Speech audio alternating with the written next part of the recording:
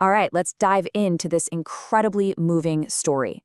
It's a memoir, but what makes it so unique is that it was written in real time as the family was facing this immense loss.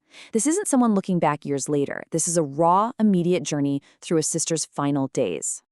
The author, Jean Starling, just drops us right into the heart of it with that line.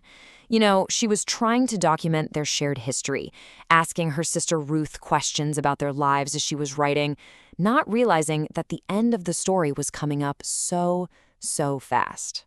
So before we get to the illness, it's really important to understand who Ruth was. She was a woman of just incredible, sometimes kind of reckless passion. She gave her all to everything she did, for better or for worse.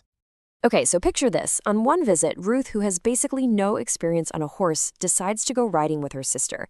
And, they did fine on the way out, but as horses often do on the way back home, they decided it was time to run. And this moment just perfectly captures her spirit. While her sister, the so-called horsewoman, is panicking on a paved road, Ruth is just pushing her horse on, finding pure joy in the chaos and laughing the entire way. That was Ruth. I mean, seriously, this was the kind of person she was. Impulsive, full of life, and she never did anything halfway. Whether it was a wild horse ride or a ridiculous chore like this she decided to take on while her sister was super pregnant, she just embraced the absurdity of it all. But here's the thing. That passion for life, it existed right alongside a really deep history of pain. And as her sister explains it, the burden of being the family caregiver would really come to define Ruth's final years. So on the death certificate, the official cause of death was listed as failure to thrive.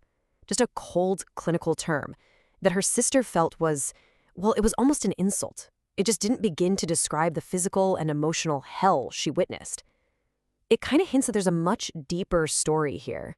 You see, after a really difficult early life and a violent first marriage, Ruth came back home and basically became the family's central caregiver. She was there for one death after another, never thinking about herself, while her other siblings, including the author, often kept their distance to escape some of that pain. And this gets to the heart of what the author believes happened. She thinks that Ruth's body literally absorbed the family's trauma. Because Ruth never allowed herself to properly grieve or process it. That unspoken pain, her sister believes, just grew and grew until it physically consumed her from the inside out.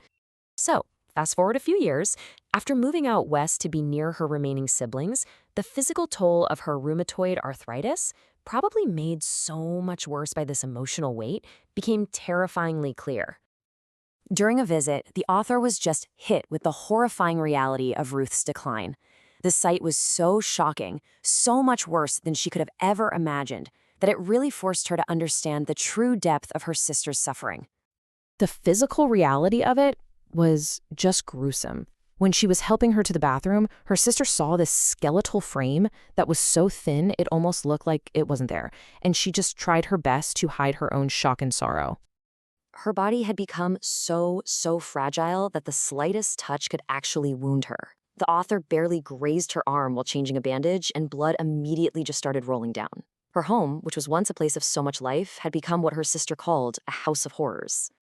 But even in this state, Ruth's incredible will defined her final days. The same woman who galloped a horse without any fear was now about to orchestrate her own final, extraordinary, and totally unexpected act. Even though she was in immense pain, Ruth started to take control. She absolutely refused to let her death be a tragedy. Instead, she framed it as a final event that needed to be planned, a performance to be staged for all the people she loved. Nobody planned what happened next. The family all gathered for what they thought was going to be this really grim farewell. But the weekend turned into something else entirely. It was this time of spontaneous magic that just completely turned every expectation on its head. It's like each family member, just acting on pure instinct, contributed to this beautiful, kind of absurd, and absolutely perfect final party. Her brother Gaston suddenly felt like he had to buy a birthday cake, even though it wasn't her birthday. Her brother James bought dolls for all his sisters, both the living and the dead. It was just a weekend of these little unplanned miracles.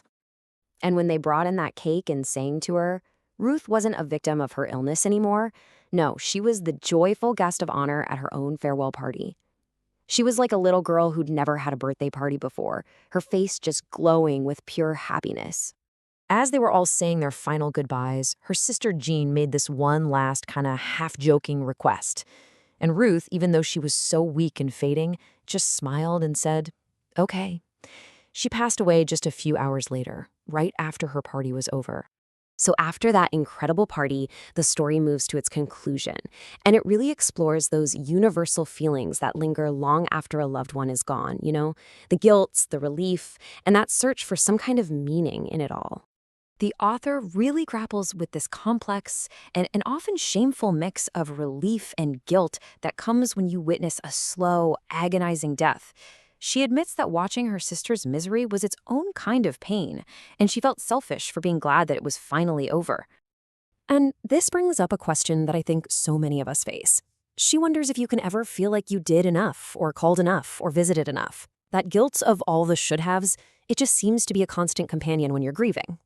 So after days of waiting for that sign she'd asked for and starting to feel pretty disappointed, the author, who is a person of faith but still has doubts, stumbles upon this program. It's on a channel she never watches, and it's featuring scientists and doctors discussing evidence for life after death. Now, sure, it could have just been a coincidence, but the author took this as the sign she'd asked for, a final confirmation from Ruth that her fight was over and her pain was gone, leaving us all to wonder about that powerful connection between faith, love, and the echoes our loved ones leave behind.